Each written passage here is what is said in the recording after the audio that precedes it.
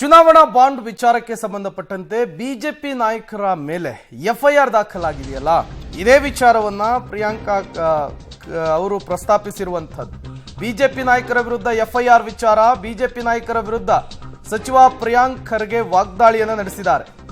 FIR ದಾಖಲಾದ ಮೇಲೆ ರಾಜೀನಾಮೆಯನ್ನ ನೀಡಬೇಕಲ್ವಾ ಅಂತ ಹೇಳಿ ಪ್ರಶ್ನೆಯನ್ನ ಮಾಡಿದ್ದಾರೆ.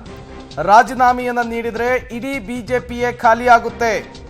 1 ಲಕ್ಷ ಕೋಟಿ ನಷ್ಟದಲ್ಲಿರುವ 33 ಕಂಪನಿಗಳು 570 ಕೋಟಿ ಬಾಂಡ್ ಅನ್ನು ನೀಡಿದಾವೆ. ಬಿಜೆಪಿಯ 23 ಕೇಂದ್ರ ಸಚಿವರ ಮೇಲೆ ಎಫ್ಐಆರ್ ಆಗಿದೆ.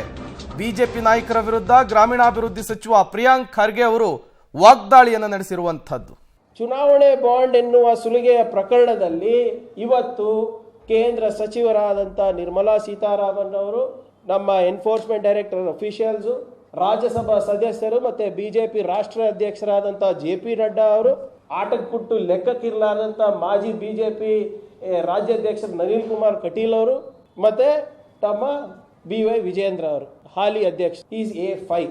ಇವ್ರ ಮೇಲೆ ನಿನ್ನೆ FIR ದಾಖಲಿಸಬಹುದು ಅಂದ್ಬಿಟ್ಟು ಕೋರ್ಟ್ ಏನು ಹೇಳುತ್ತೆ, ಅಸಂವಿಧಾನಿಕವಾಗಿದೆ ಅಂದ್ಬಿಟ್ಟು ಸುಪ್ರೀಂ ಕೋರ್ಟು ಹೇಳೋದನ್ನು ಉಲ್ಲೇಖಿಸ್ಬಿಟ್ಟು, ಹೌದು ಇದು ಫಿಟ್ ಕೇಸ್ ಇದೆ ಇನ್ವೆಸ್ಟಿಗೇಷನಿಗೆ, ಇವರು ಮಾಡೋ ಯಾರ್ಯಾರು ಮಾಡಿದ್ದಾರೆ ಈ ಚುನಾವಣೆ ಬಾಂಡ್ಗಳು, ನಿರ್ಮಲಾ ಸೀತಾರಾಮನ್ ಅವರು, ED officials, JP Nadda, office bearers, national office bearers, Nalin Kumar Kateel, BY Vijayendra, BJP office bearers, ಇವರು TV ಸ್ಟೇಟ್ಮೆಂಟ್ಗಳು ಕಳೆದ 3-4 ದಿನ